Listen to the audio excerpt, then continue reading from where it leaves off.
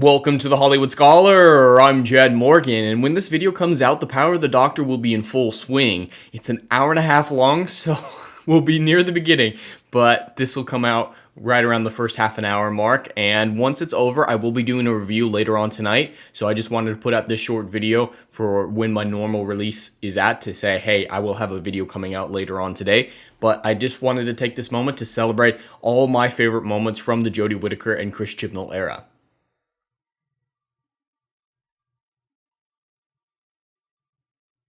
Anyway, I want to address something real fast in this video that's kind of throwaway, that's going to be a little bit rambling, a little bit different than most of my videos, just because it's kind of a placeholder to get us to the review later on tonight. I've been accused often of being a fake Doctor Who fan because I hate the Jodie Whittaker era so vehemently.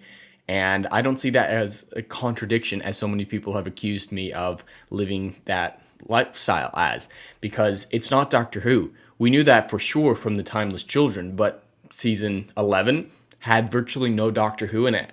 There was a sonic screwdriver. Occasionally the TARDIS was around, but it was more a point A to point B. The TARDIS was no longer a character.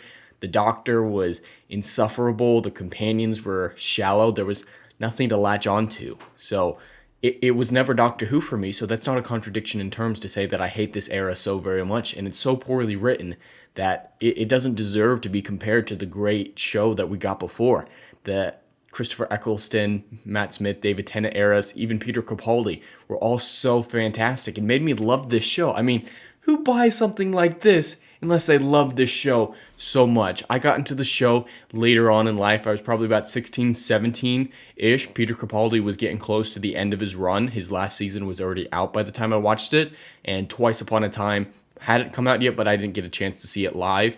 And so I got in very late into this, but I fell in love with it immediately, watched it over and over again. My first episode of Doctor Who I ever saw was Heaven Sent from season 9, and I still love that episode with Peter Capaldi just alone in that castle monologuing. It was just a great entry point for me to say, this is an amazing character. I want to understand him more. I want to explore this more. So I watched New Who about 10 times right after that. I watched Classic Who several times. I rewatched New Who twice a year, Classic Who once a year, and I've just fallen in love with all of it. Jon Pertwee, I think, is an underrated Doctor from the classical era. He's my favorite classic Doctor. He's James Bond. I love that so very much. But when Jodie Whittaker came out, even when that first episode, A Woman Who Fell to Earth, came out, I knew something was different, and I was a new fan at that point, so I can't say that I immediately recognized that it was so vehemently different, but something was off.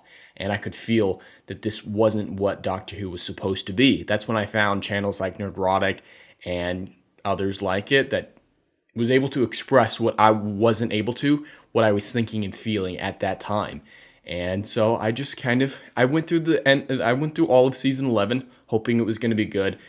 Very, very disappointed with the whole season, thought it was terrible. So I just focused on what I loved. I went back and rewatched it over and over again. I can watch Matt Smith's Regeneration episode over and over again. My favorite episode is actually his first episode, The 11th Hour.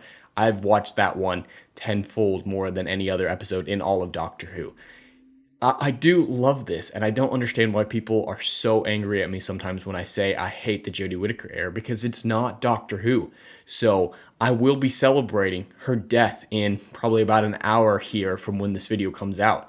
I'm going to be celebrating it hard because her work and Chris Chibnall's destroyed one of the longest running television shows of all time and one of the shows that meant the most in my life, even though it happened later in my life. I know this show very well, more than most people, more than the average, despite my late entry into it. This means something to me. It has value to me and so many other people. And see it so desecrated by these two, it hurts. So I wanted to get a little catharsis out of her regeneration and see if there's any hope. I personally don't have any hope, but there's always a possibility that it'll get better with Russell T Davies. I don't believe it will, but who knows? So I will have a review out later on tonight for The Power of the Doctor. Probably just going to be rambling, laughing, cheering at her death, but we'll see what happens when we get there. But this video is just kind of a placeholder to say, hey, something is coming later, just to fill my normal time slot at 12 p.m. Eastern. But anyway, that's all I have for today. I'd love to hear your thoughts in the comments below. Please like and subscribe, and I will see you in the next video. Anon.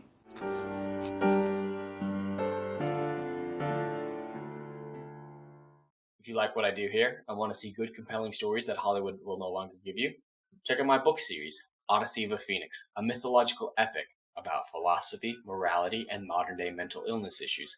Books 1, Down in Flames, and Book 2, Apocalypse Then, currently on sale. Book 3, Kill the Dark, coming soon.